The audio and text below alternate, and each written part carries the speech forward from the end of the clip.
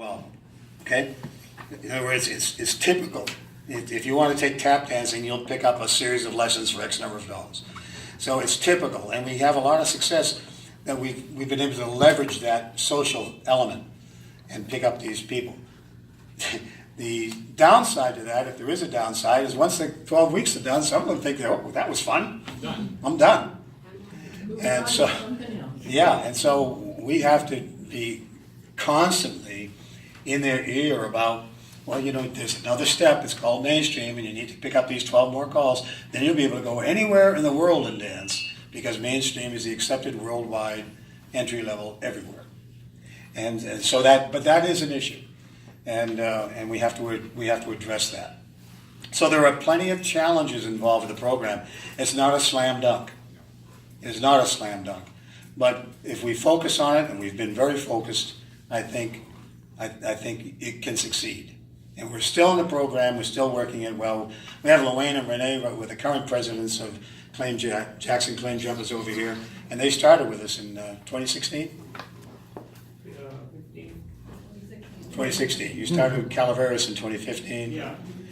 And then you double clubbed it for a while. Yeah. Right.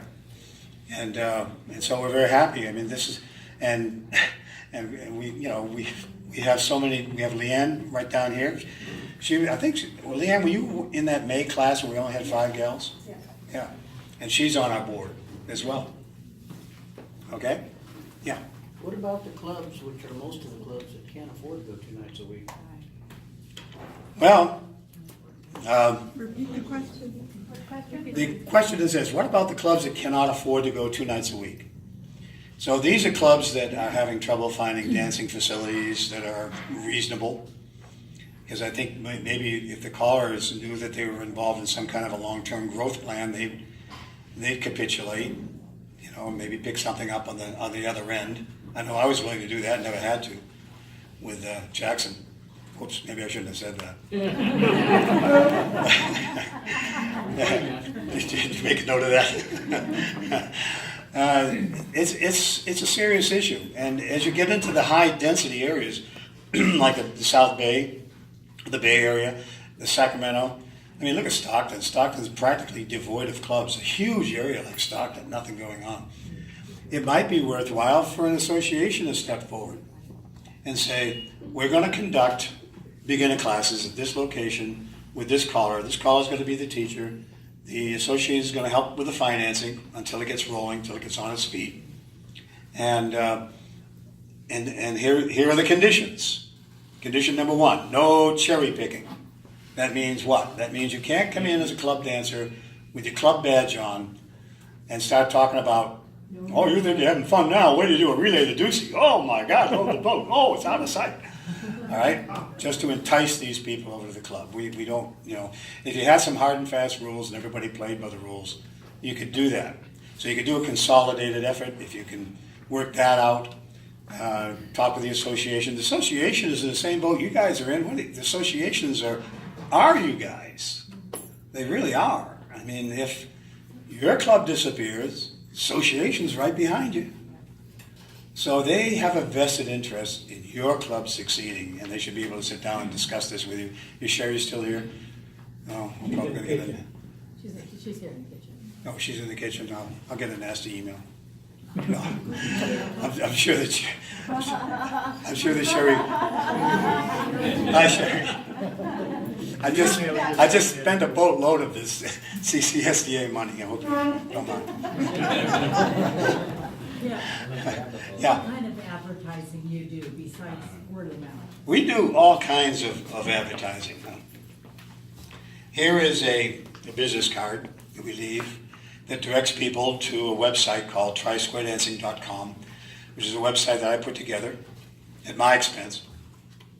And this also is the website that's pointed to by some magnetic signs that we give out to our club dancers that go in their cars periodically when we're promoting the beginner classes. So they'll put those in their cars for a 6-week period prior to the beginner classes. We use every mode of advertising that we can. We use banners that we hang up in particular locations throughout the town. We use the local newspaper, and I actually buy those ads too now myself. And that's just because I don't want it to be too much of a burden on the club. We use every bit of advertising that we can to try to promote it. But still, the best, always has been, probably always will be, is word of mouth. And so I tell the dancers when the class is coming up, I'll say, I'm building a mail list. If you have a candidate, get me their email address, so that when I send the invitations out prior to the beginning of the new class, everybody who's ever been talked to about square dancing is getting one. All right? Do you use Facebook at all? Yeah, we have a presence on Facebook. We also, and we use everything. We use as much social media as we can, though I'm not a big Twitter fan. I know tweet, but I have Facebook. Yeah, Facebook, we use Facebook. What else do we do, Mary? Do you have a web page? We have our own website, right? We have our own website, yeah. And we went like downtown, and talked to people. Yeah, Luann and Renee led a team of demonstration dancers down into the various malls, and we're talking Jackson, right? So there's only 2 of them, maybe 3. And they went around and talked to people and pressed the flesh and asked them the questions, collected the email addresses, and brought them in. It's a really good question, because advertising is equally important. You've got to use everything you can. Yes? What were they saying to them? Well, first of all, if there's a demonstration, it's easy. We do a club function at what's the name of that event, George? At the Italian Picnic Club grounds. The Wagon train. 49er. 49er wagon train. We get in there and we bring in the club dancers. We have a club dance and we get everybody on the floor up to dance. That we actually drag them up. But they have a great time, and it's just for a tip or 2. We collect the email addresses and off we go. And we've picked up, I think Valerie, we picked her up, and Debbie Collins, and so on. We picked up a lot of dancers from just that one exposition. We had a question right here. Yeah. How do you socially connect your 2 different groups of dancers? Big challenge. I see Mary grinning down there. It's always on our agenda. So the only logical thing that can happen is for the Monday night dancers to come in and dance on Thursday nights. We can't have the Thursday night dancers go to Monday night. So and that's what we do. We plan our party nights, and when we have a party night, we explain to the Plus dancers that this is party week, party night, whatever the event is. Come on in on Thursday night, get to know the newer dancers, and work it out. However, we do have 2 separate groups within the club. We have the group that's dancing mainstream, and we have the group that's dancing plus. And the only time that they do socialize is when we actually force them to, if that's the right word, where we bring them together. Now, when we have our Saturday night dances are red light, green light, and then the club members are all together. And we have our newer dancers participate in all of the organizational functions required when you run a Saturday night dance. So they feel like they're part of the group there, they feel like they're participating, and so far it's been successful. Mary and I would like to see it work a little bit better, but it's been okay. Mary? One of the things too, we are finally, after 2.5 years, starting to get some of our January original class dancers who are now joining plus class. So we run our plus class at the same time as our plus dancing, and several of the mainstream dancers, it will indicate who's ready to fly up, so to speak, to the old bluebird. And those people then, we run the first half of the evening strictly as a class, the second half as big dance or advanced plus dancer. So that those people who are Thursday night dancers now can be those Monday dancers,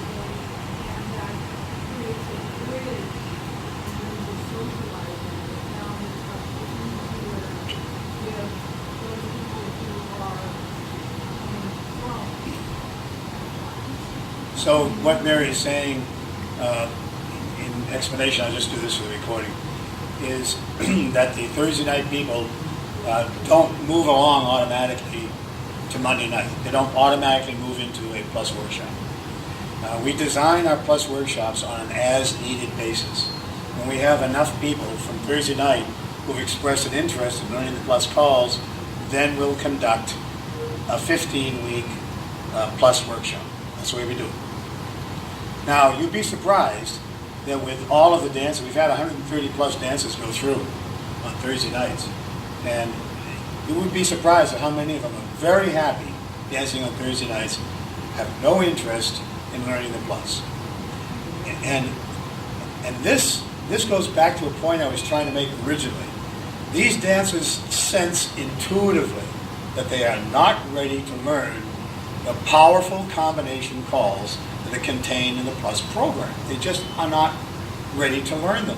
They see them when they go to the Saturday night dances, a red light, green light, and they watch the red light tip, which is the Plus tip. They see the people up there, and they're doing relay, reducey, spin chain, exchange the gears. They're doing load the boat.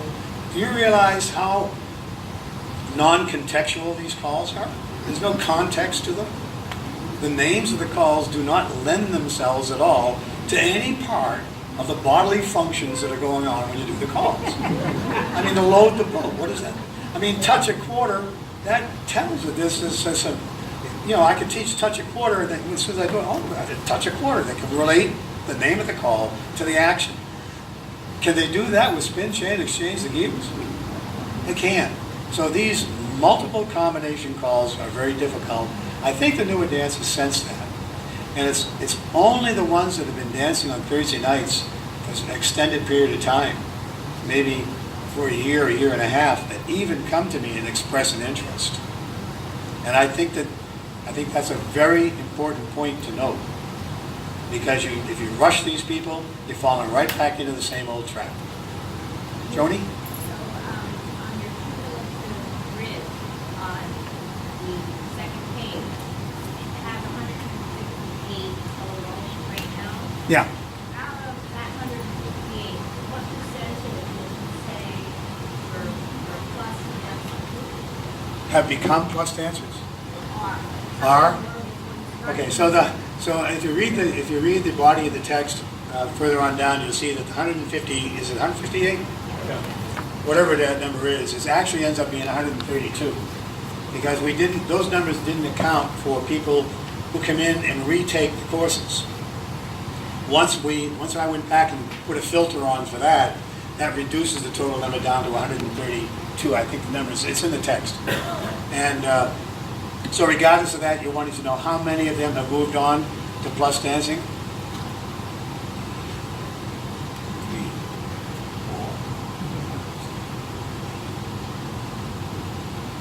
4. I count 9. So, I have a question. A lot of people in our area or in our club like to go to festivals. I'm sorry that they go, wow, I can't wait. And yeah, there's a mainstream call, a lot of festivals,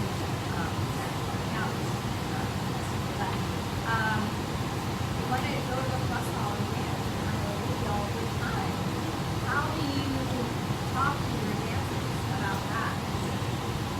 So Joni, so Joni's question has to deal with at festivals, when they have a mainstream hall, you don't have a lot of participation at mainstream. Some, but fun is at the plus hall. right. You actually live and dance in a square dance environment that has basically abandoned mainstream. And I don't mean that in a derogatory way. It's happened over an extended period of time, even back in the 80s. Everybody wanted to be Plus. Every single club in the Bay Area had to be a Plus club. And it was like, if you weren't a Plus club, you couldn't hold a Saturday night dance. And so they all became Plus. They basically walked away from mainstream. And I can appreciate why the mainstream hall at the festival that they run down there is virtually empty, because the only mainstream dancers you're going to attract are outside and beyond the Bay Area. So what we're doing is, like I think I started to tell you, this is a 5-year program with Jackson Claim Junkies. With the claim jumpers, we put a stake in the ground for 5 years. I would have said 10, right?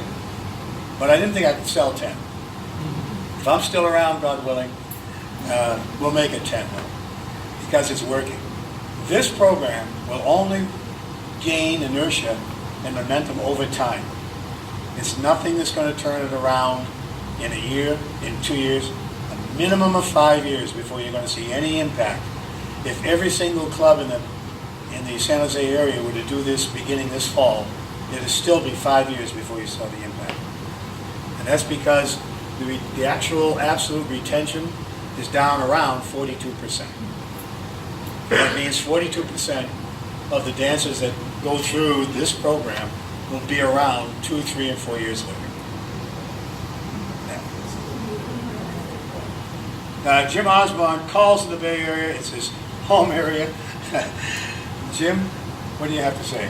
How long does it take for a new student that comes into your SSD class before they have gone through the SSD class and you feel that they are a mainstream dancer capable of dancing without your assistance to Jet or to maybe Jerry? A good question. A minimum of 24. Minimum of 24 dance sessions. So they have to go through 12 and 12. And that really brings them to a point where where they are ready to begin to learn the extended applications. Yeah. Do you think what you've done in Jackson is possible outside of that? Because I have maybe one of the only mainstream clubs in California, and the pressure. Anybody that walks by, even people that are just walking down the street, go, "You guys ought to be dancing plus." and the pressure to be plus and give up doing 2 classes a year is extraordinary. And there's no method and nothing in the square dance world that allows a caller or understanding dance leaders to explain what you have just said to dancers that just came in, and why wouldn't they want to go to plus? Instantly. I know, Jim, it's a tough road to hoe. And when you get into the high density areas around Sacramento and around the Bay Area, the North Bay and the South Bay, it's even more difficult because of what you say. I don't know. You would think that the average dancer would look around them and see all the empty chairs. I mean, it's incredible. You stop and think about an association that had 160 clubs and now they're down to 19, and the dancers don't see empty chairs. I have trouble wrapping my little pea brain around that. Santa Clara would be down to 4. Down to 4, you've lost 2. So you got 2 more voices that are no longer shouting plus at you. Yeah, they're my people now. Over here. I'm from Calaveras, Florida, and comparing Calaveras to Amador County, I think Calaveras is like 46,000 people. In your community, your city is larger, Jackson, because it's incorporated and it's larger. Do you draw from the rural areas, or is it just Jackson areas within, like around Jackson? Well, naturally, so the question is, where are we drawing our new dancers from? That's the question. We have dancers that are coming in from Lockford. Okay? They're coming in from Stockton. Yeah, the Bryants come in from Stockton. The Wentlings come in from Lockford. We have dancers that are coming in from Valley Springs. You guys are down in Modesto now, is that right, Ray? Valley Springs? Roseville. Roseville. Yeah, and Roseville. And Charlie comes in. Charlie and Rex are coming to the Plus group, and they're coming in from Roseville. Yeah, there are only 2 couples in our club that actually live in Jackson. That's kind of my question. So most of them live, because Amador County is a rural county, most of them live in a rural area.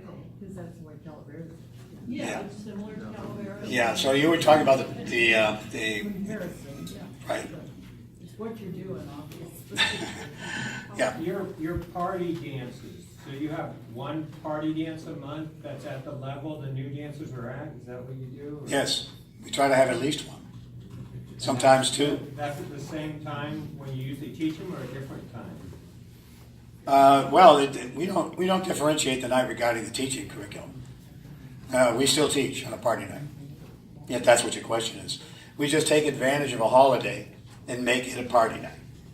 And they all bring the refreshments. Oh, we've had some wonderful stuff, can you tell? They all bring their refreshments in, and they wear the outfits sometimes, if it's St. Patrick's Day or the way. You're still teaching that? Yeah, I'll teach that night. We have I have a very strict teaching program that I follow. And I mentioned about communication, how important communication is. Every single week, I send out to every dancer in our class an email that explains the calls they've learned so far. I mean, the list of the calls they've learned so far, the calls I'm going to teach that night. There are links next to every single call that'll take them to Taminations, where they can see how the call is being done, or to the outfit in Texas that has videos of dancers actually dancing. And this has really helped a lot, too, with the newer dancers. Because to be perfectly honest with you, it's been a challenge sometime getting 50 calls in 12 weeks. That's been a challenge. When you have run into a situation where you have people out sick, people missing nights, and you have to, accommodate that, and then also you have the situation where you just have people who aren't learning as quickly as people did in the prior group, getting those 50 calls in 12 weeks can be a problem.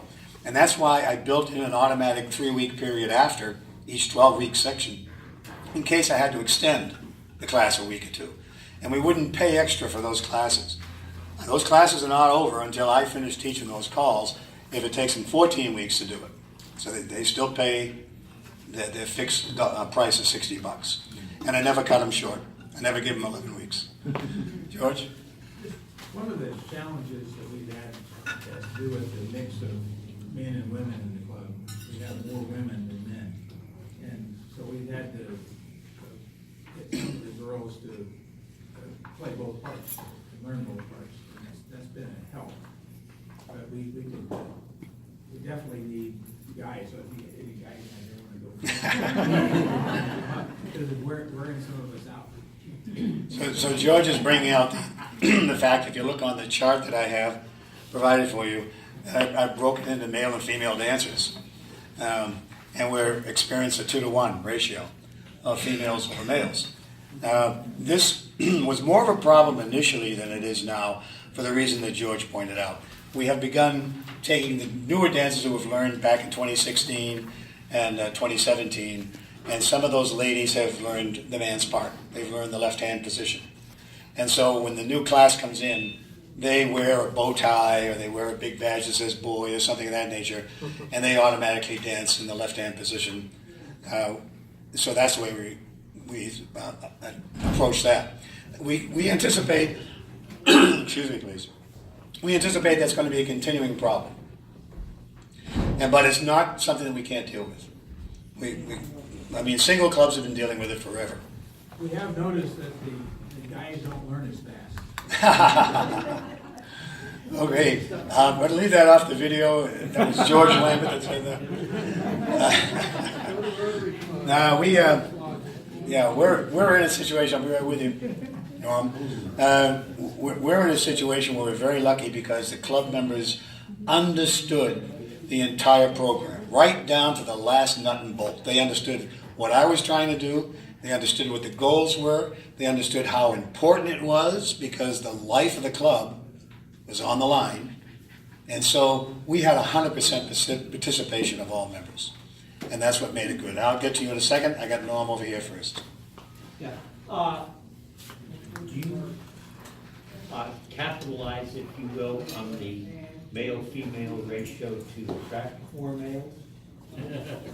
Well, okay, so the question is, what have we done to mitigate the male-female ratio? Let me put the question that way. There's an outfit called SIRS, very popular up in the mountains. Yeah. The SIRS organizations are all over the place. I'm sure that a lot of you probably belong to them. And we have approached them. But we have to be very, very careful.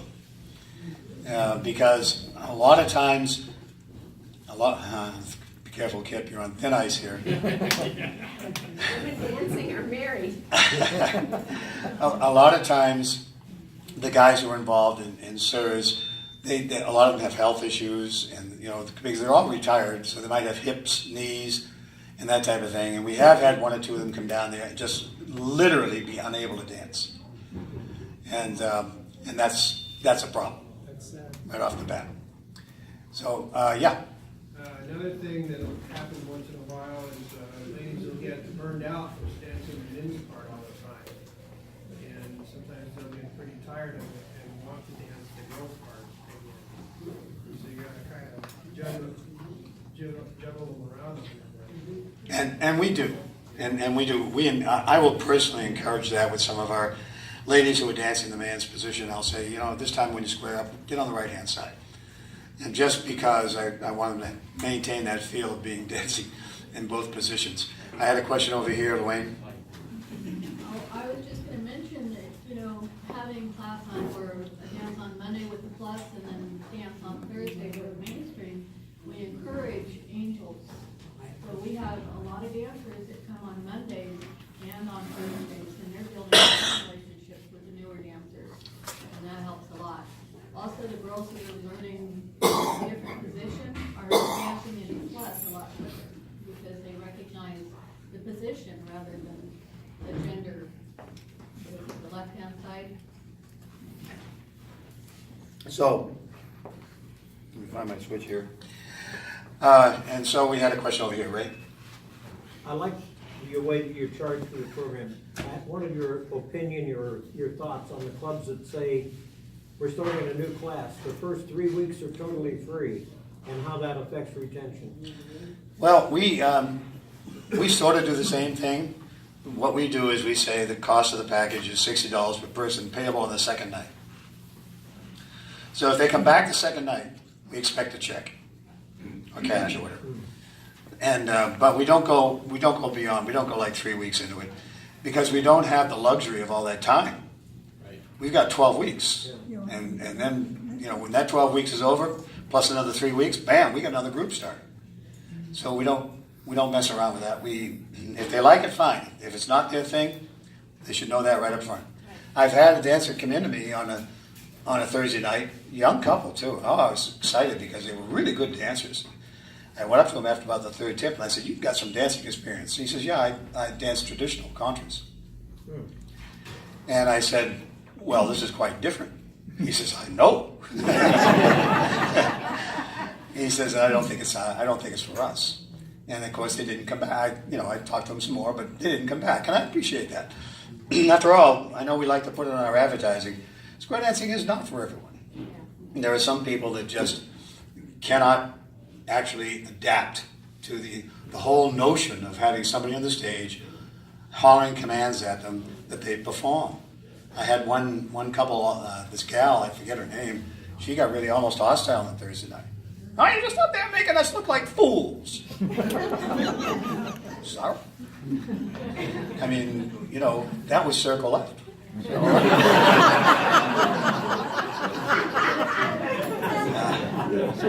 knew I had a problem.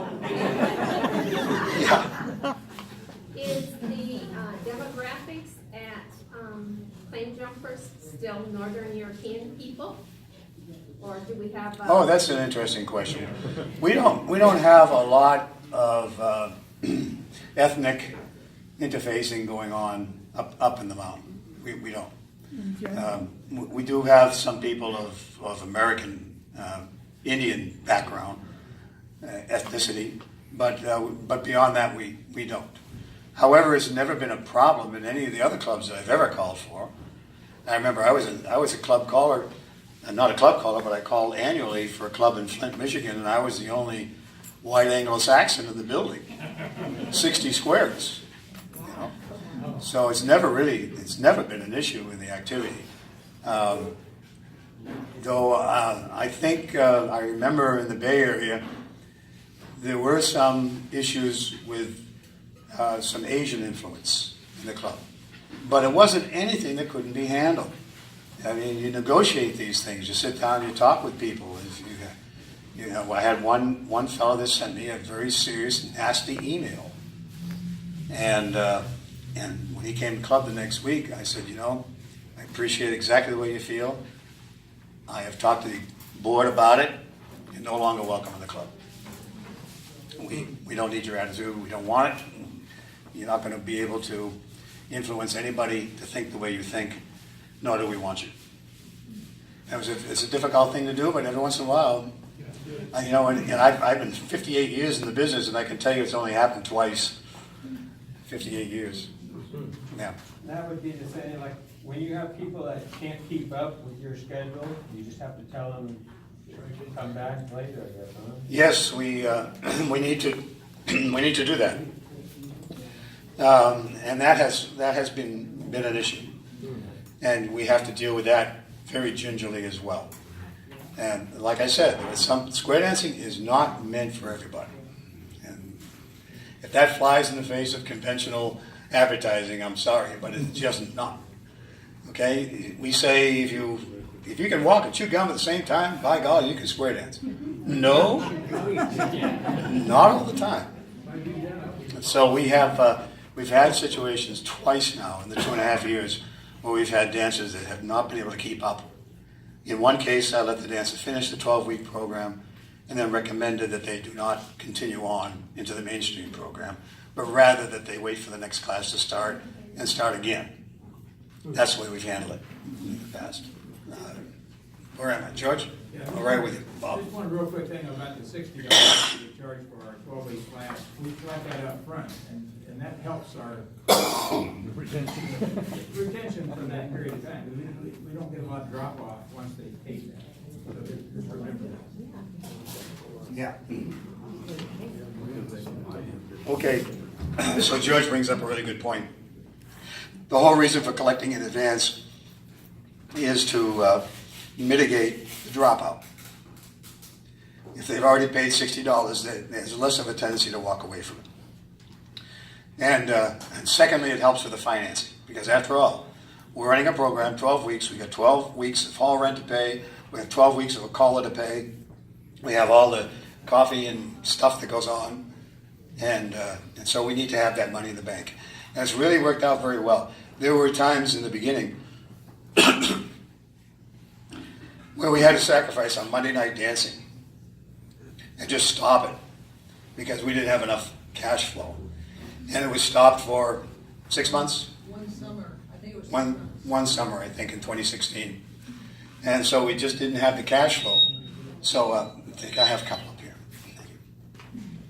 So we had to back off on the Monday night program, and then we fired it right back up again in January. And it continued along. So these are the types of sacrifices that I'm referring to when you see that big block there that has the word sacrifice in it. The club really needs to be on board 100%. Everybody focused on the goals. Everybody really focused on the goals. And if they do that, you can make it work in your club. But it also takes communication. So very important.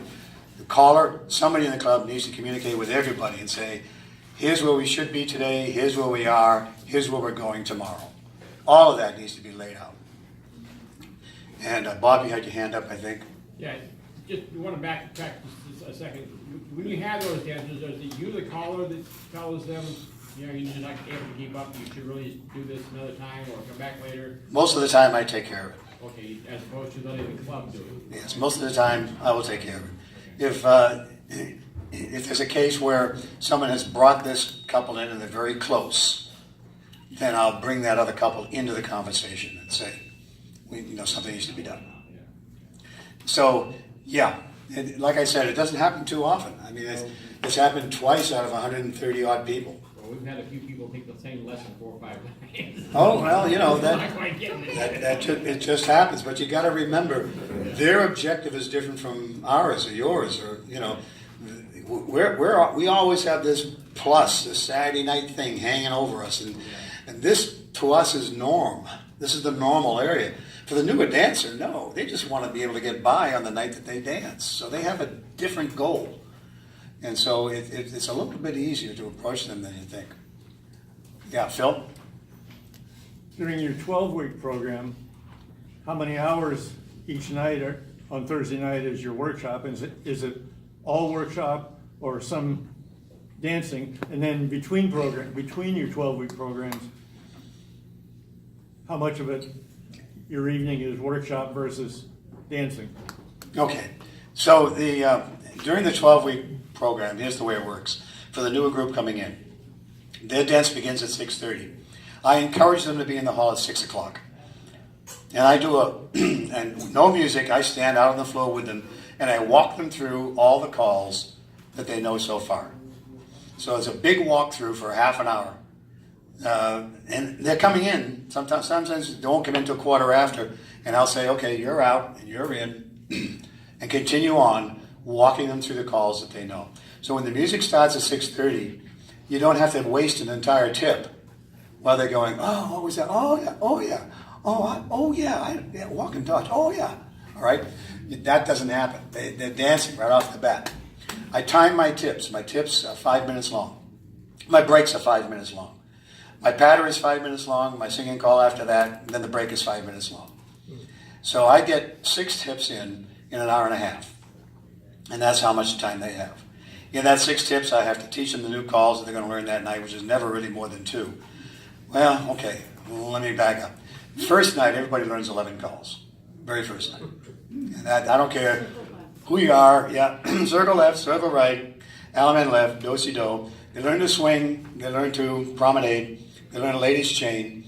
And they learn a little bit of fractions, you know. A ladies' chain, 3/4. Heads promenade, 3/4. Sides, you know, swing, and everybody circle left and all that stuff. So they get that the first night. The second night, from then on, they learn 2 calls each night. And that's it. There are 1 or 2 nights where they'll learn 3 if they're related calls. But that's it. That's the program. Okay? At 8 o'clock, they're done dancing, and the announcements come up. We give away thousands of dollars, tens of thousands, right? On the split the pot. Make any announcements we have to make, and then the second group starts right away. Now, my plan, my evening plan, is the first tip is a review tip in the sense where I don't walk anything. I just simply give them extra time to perform the calls that are new to them. So I'm calling for them, giving them the time to remember the calls and working them through. Second tip, if there's a teach, I'll teach the first call I'm going to do. Third tip, I teach the second call I'm going to do. Fourth tip, I combine both calls in the same tip. Fifth tip, I just call. Just call what they know so far. And I have a checklist in front of me, and I make sure I call every single call that they know up to that point in time. And then the last tip is really a very relaxed tip. I usually use a high-powered singing call, something to get them all kicking, and then, boy, they do. They have so much fun, don't they, Mary? It's amazing to see these new dancers have so much fun. They kick and holler and jump, and they don't even know what they're doing. They just say, well, see, they see other people doing it. Okay. It's fun. Just great, great fun to watch them have so much fun. Talking about levels, and Jim was talking about being pushed to plus.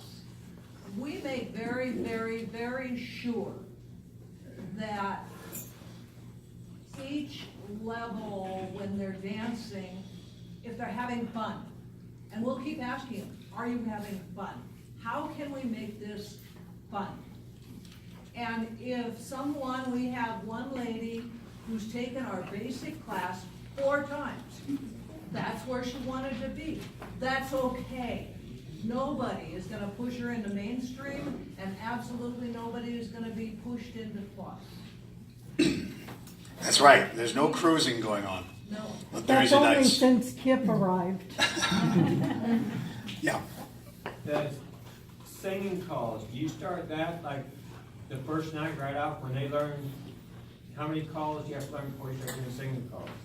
Usually by the second week I'm doing singing calls. But I'll only do 1 a night the second week. And it's usually it's that last tip where I expect them to really just relax and have a good time.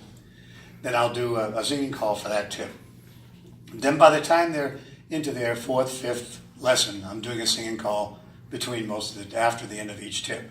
Now, if I have a serious teach that I'm doing that I know they're going to have trouble with, circulate is always one of them, then sometimes I'll extend the teach beyond the 5 minutes and skip the singing call. But when I get done with the teach and done calling for them for that tip, they all thank, everybody thanks, and they sit down and they rest for the next tip. Have you always had sufficient angels of the right sex to, or that are willing to play the right part? And if you do you have, do you charge the angels to dance? Because obviously on your first May 2016, you weren't paying any bills. There was a sugar daddy somewhere. Well, that May class was part of the reason why we had to fold the plus dancing up for that summer, because that May class was so thin. So Jim's original question was angels. Do you have enough angels, and how do you handle them, and so on. So we ran to it. So here's the situation. If you're a dues paid club member, you can dance any night. Well, that means the women can dance any night too, right? Not just the men. And so when the couples would come in on Thursday night, and we would have a preponderance of ladies, of course the men would go and dance with some of the single ladies, and this caused some problems with some of the ladies who ended up sitting out. You know, the original partners ended up sitting out for a while, and they said, well, why am I coming on Thursday night, if I'm not going to dance? So we had to deal with it. That's another challenge that we just simply had to deal with. And we dealt with that on a one-by-one basis. I was very sensitive about that, and I would see it happening. And if I would see it happening, then I would get down and talk with people and just say, let's see if we can work this out. And I had one lady say, I'm just not going to come if I can't dance with my husband. I said, okay, from now on, he's going to dance with you. And I made that clear with everybody else. And I went and made sure that my single ladies and my ladies who were dancing the man's part would, fill the void. There's nothing going on that you can't handle if you're sensitive about it, and you just kind of reach out to people, and everybody will cooperate if you give them a chance. Just don't let things reach a point where you can't stop the fuse. What do you do, or how do you stop all the good dancers getting in the same square and all of the bad dancers end up being in the same square? First of all, we have no bad dancers.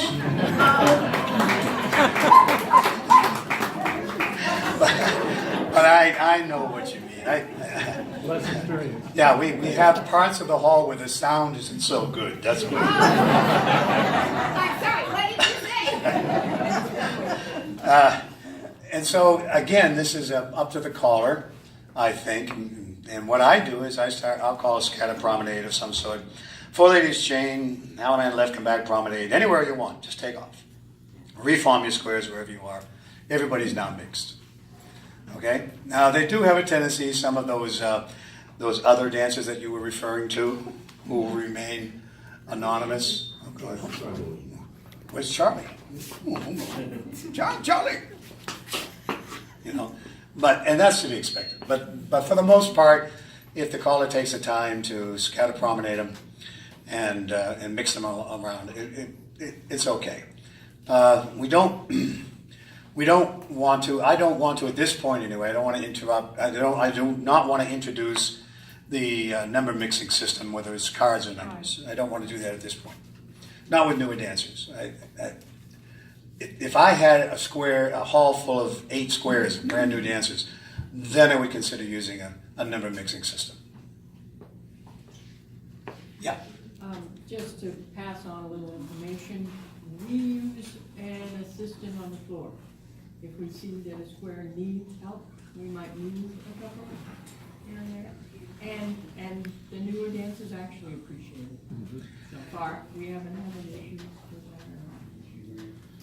Okay, that's okay. So the suggestion the suggestion that's being made is as an option to mixing the dancers, that you have selected individuals in the club who will watch out for particular pairings and ask people to move to another square if necessary. Yeah, and that's okay as long as everything's okay in small doses. Yes, yes. Right. Absolutely. Yeah. Leanne? I think going back to the point about the husband and wives that want to dance together, but, you know, they need those husbands to go and dance with single ladies. I think this, in terms of my opinion, is just something you have to explain as a sacrifice. This is a sacrifice that you have to make in order to grow your club. You have to give up your husband if there's not enough men to dance with single ladies. Okay, let me make one thing clear. Leanne really didn't mean that people are giving up their husbands.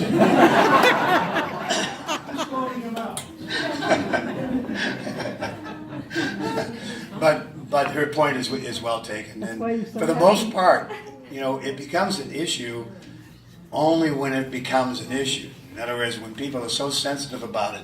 And I think it's the caller's job. The caller sees everybody, and I think there's a lot of respect the dancers have for their club callers, whoever they are, and they expect the caller to help out with the sociability factors involved in the club. And if this is a particular sociability factor, if we have people who are getting upset for any reason, it's up to the caller to address that in some way, and at least be aware that it's going on. I mean, I can't imagine a caller that wouldn't do that. Maybe there are, but we even teach it in college schools. You know, you need to be sensitive about all your dances, all of them, the good ones, the ones who are not dancing,